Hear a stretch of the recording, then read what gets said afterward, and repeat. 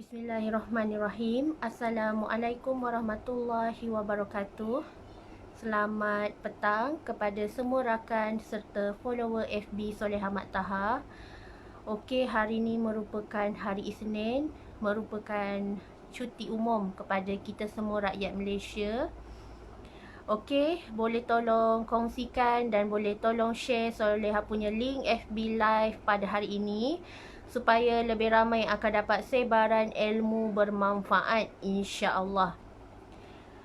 Okey, hari ini merupakan sharing ilmu serta majlis ilmu taman-taman syurga di dunia ini. InsyaAllah Soleha persembahkan kepada anda tajuk yang ke-221, iaitu doa ibu bapa tiada hijab. Apa dia tu? Okey, saksikan sebentar lagi.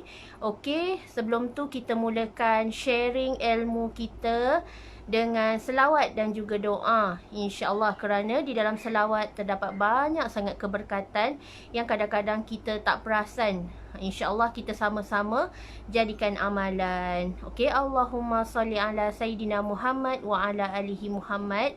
Allahumma salli ala Sayyidina Muhammad wa ala alihi Muhammad. Allahumma salli ala Sayyidina Muhammad wa ala alihi Muhammad. Bismillahirrahmanirrahim. Allahumma aftah alaina hikmataka wa anshur alaina min khazaini rahmatika ya arhamar rahimin. Rabbi shrah li sadri wa yassir li amri wahlul 'uqdatan min lisani yafqahu qawli. Amin ya Allah ya mujib. Okey, perkongsian kita hari ini adalah berkenaan dengan ibu bapa dan juga doa. Doa daripada mereka akan memberi kesan kepada seluruh kehidupan si anak-anak, insya-Allah. Okey, sebelum tu kita kena sedar dan kita kena cek balik apakah antara doa-doa yang akan terus dimakbulkan Allah on the spot. Antara doa-doa yang terus merupakan doa yang mustajab, mengikut beberapa hadis yang sahih, ada tiga. Ada tiga, iaitu yang pertama, doa orang yang dizalimi. Yang kedua, doa orang yang sedang bermusafir. Dan yang ketiga adalah doa daripada ibu bapa kepada anaknya. Sebab tu, ibu bapa sebelum menuturkan serta mengeluarkan kata-kata daripada mulutnya, hendaklah cek balik adakah apa yang diperkatakan tu akan menyebabkan memberi kesan kepada anak-anak. Sebab tu, doalah dan perkatakanlah segala perkara kebaikan, kerana kata-kata yang keluar daripada ibu bapa especially sebenarnya merupakan doa yang akan Allah angkat on the spot. Sangat mustajab doa daripada ibu bapa. Kita boleh teladani daripada kisah dongeng dulu pun ada, dia tunjukkan kita tentang pengajaran macam mana doa daripada seorang ibu ni sangat-sangat mustajab, di mana si tanggang merupakan anak yang sangat derhaka, melupakan kedua ibu bapanya. So, asbab daripada kata-kata dan doa daripada seorang ibu je, terus Allah makbulkan dan tiba-tiba dia bertukar menjadi batu. Pengajaran yang kita nak ambil adalah macam mana doa seorang ibu ni mudah sangat Allah makbulkan, mudah sangat Allah mustajabkan doa tersebut, terus jadi. Terus waktu tu dikata, terus jadi on the spot. So, hendaklah ibu bapa berhati-hati, kerana kita kena cek dekat sini. Kenapa doa ibu bapa tiada hijab? Yang pertama, kerana ibu bapa ni adalah sangat tinggi darajatnya di sisi Allah. Allah sangat memuliakan seorang ibu. Sebab tu, ada dalam lagu di mana lagu tu menyebut 3 kali ibu and then barulah si bapa kali yang keempat. Sebabnya memang pengorbanan seorang ibu tak boleh nak ditandingi daripada pengorbanan seorang ayah. Sebab tu ibu ni Allah sendiri memandang tinggi serta mengangkat darjat seorang ibu tinggi di sisi Allah. Sebab tu jangan pelik kenapa doa seorang ibu sangat-sangat makbul. Tapi kita ambillah pada sudut yang positif. Contohnya kalau anak nak periksa, anak nak menghadapi peperiksaan, contohnya SPM ke, PT3 ke, tiba-tiba kita sebagai anak minta doa dan restu daripada ibu bapa kita setiap hari.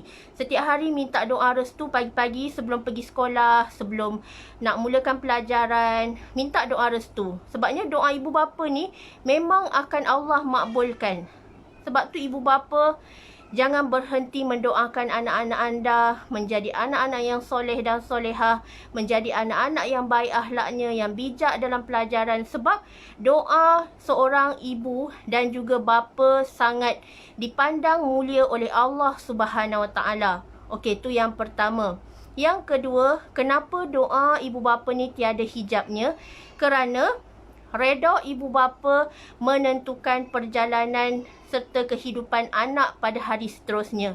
Contohlah, tiba-tiba ibu berasa hati dengan anak-anaknya yang pentingkan diri, yang tak tanya kabar berita, yang terus melupakan, tak ambil berat pun, tak tahu pun ibu bapanya sedang sakit di kampung dan hanya tahu mengejar keduniaan, mengejar kemewahan tanpa mengambil berat hal mereka.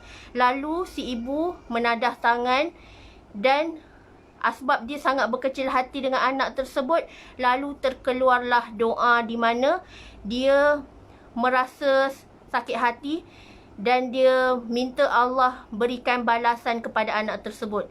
Sebenarnya itulah yang saya nak bagi tahu, ibu bapa pun sendiri kena fikir sebelum mendoakan anak-anak. Jangan doakan seseorang dengan doa yang tidak baik. Doakanlah yang elok-elok, insya-Allah. Dan anak pula ambil pot.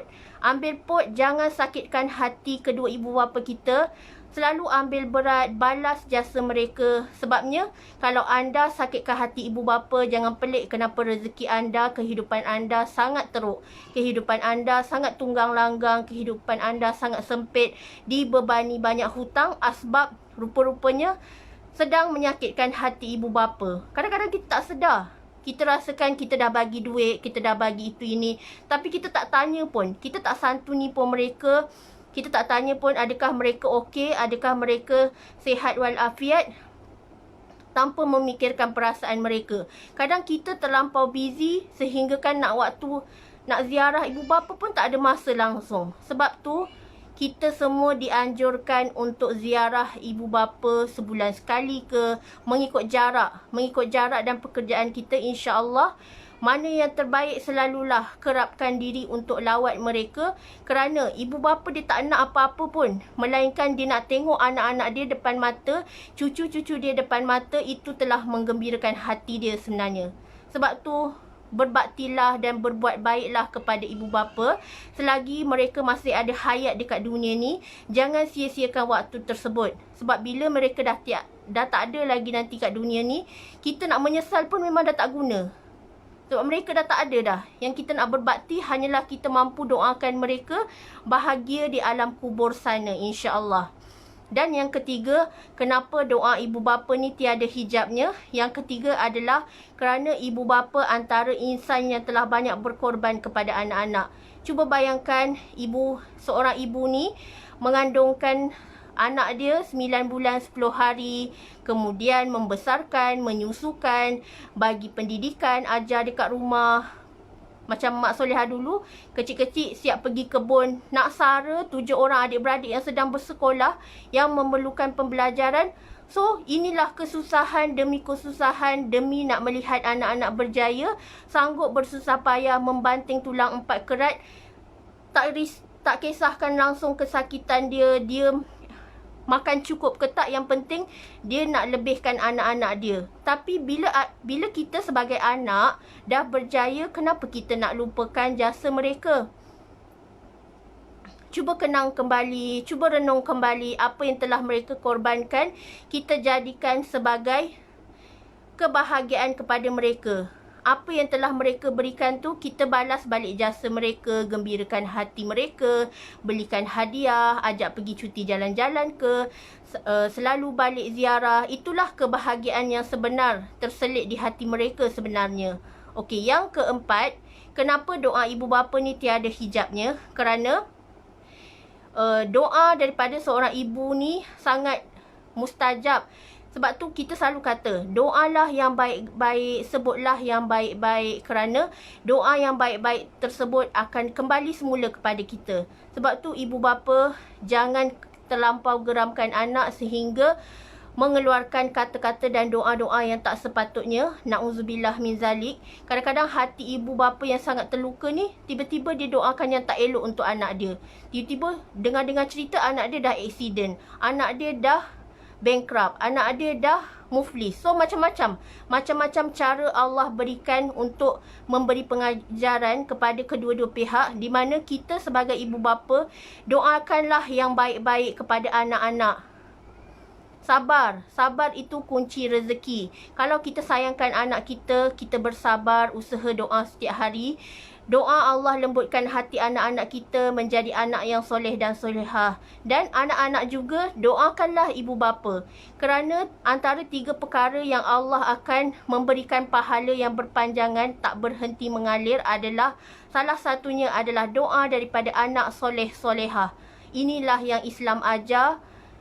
Doakanlah yang baik-baik kepada ibu bapa kita. Sedekahkan Al-Fatihah setiap pagi kepada mereka, supaya hubungan silaturahim tu walaupun kita berjauhan, tetapi Allah eratkan dengan ikatan hati antara satu sama lain melalui telefon, melalui video call, melalui media sosial yang sekarang banyak sangat yang kita boleh gunakan, insya-Allah.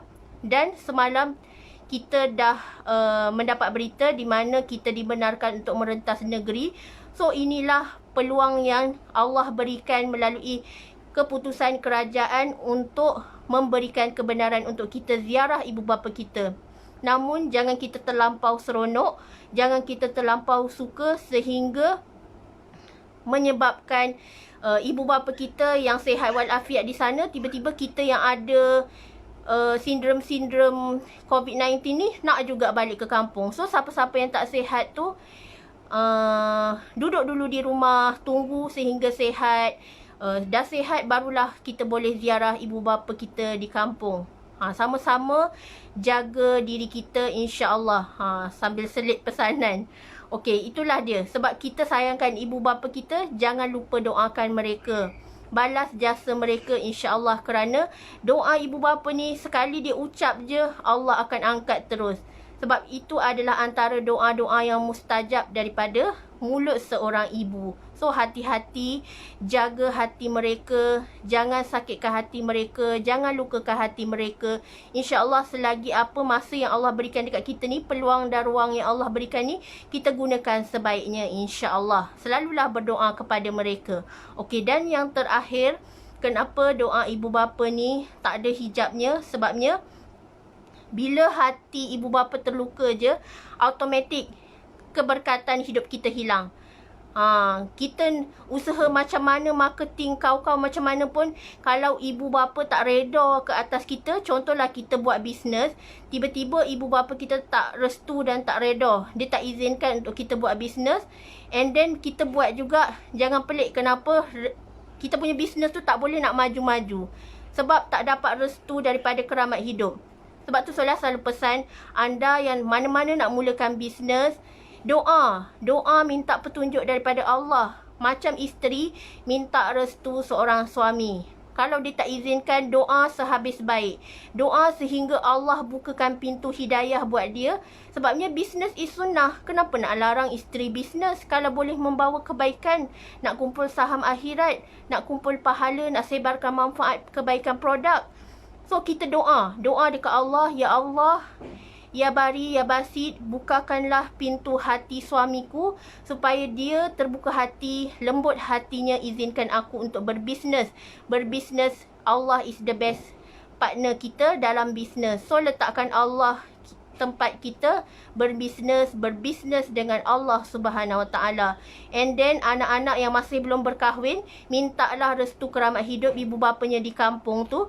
Sebelum bisnes, selalu minta doakan contoh, doakan Syah bisnes dalam FTR ni ya, supaya sentiasa dapat bantu orang, sentiasa memberi manfaat kepada ummah, insya-Allah. So kita minta doa restu.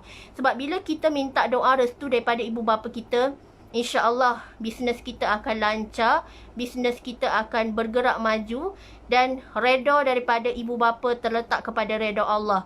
Kalau ibu bapa redha kepada kita, maka bisnes kita pun akan meletup-letup, bisnes kita pun mudah rezeki nak masuk, rezeki akan mudah dapat melekat dekat kita insya-Allah. Macam isteri pun, kalau suami support 100%, 1000%, alhamdulillah. Macam Solehah, suami sangat support.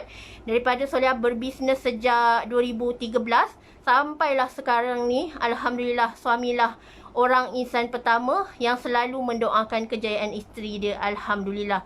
So, kejayaan seorang isteri adalah bermula daripada restu dan doa serta sokongan padu daripada seorang suami. Dan kejayaan seorang anak-anak dalam bisnes serta kehidupan, seluruh kehidupan dia adalah bergantung kepada restu daripada keramat hidup dia, iaitu ibu dan ayahnya, insya-Allah. So, nak hidup berkat, dapatkan doa dan restu mereka, insya-Allah. Kita nak rezeki berkat, tak nak rezeki yang bocor. Kalau rezeki bocor, kita cek lah, mesti ada sebab kenapa. Dan kita jangan lupa minta doa daripada Allah. Sebab Allah yang pegang hati manusia ni. Kalau kita ada masalah hati, kalau kita risau orang yang tak sokong kita, kita mintalah Allah pegang hati dia, Allah buka hati dia supaya dia lembut hati. Selagi kita masih hidup ni, selagi tu kita jangan berusaha meminta daripada Allah. Sebab Allah tu maha kaya, Allah tu maha baik, Allah tu maha mengetahui. Allah nak tengok usaha kita setakat mana. Adakah kita ni kuat berusaha ataupun kita ni seorang yang mudah putus asa? Sebabnya, kita contohi dan teladani daripada kisah Nabi Ayub. Yang nak dapat anak. Yang nak dapat anak, dia tunggu sehingga 70 tahun.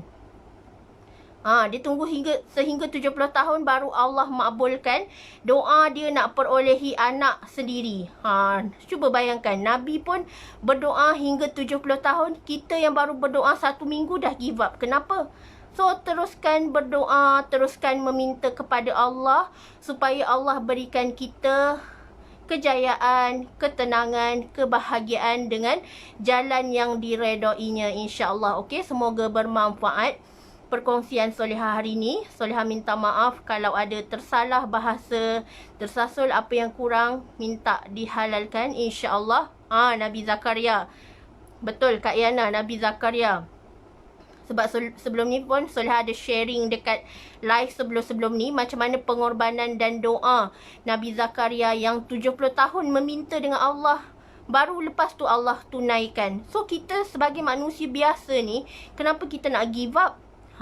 Kalau kita give up, kita tak layak lah nak meminta-minta dengan Allah. Kita teruskan nawaitu kita, ya Allah, aku nak jadi sebaik-baik manusia, nak jadi manusia yang diredai Allah, insya-Allah. Selalu meminta dengan Allah. Okey, wabillahi taufiq wa hidayah.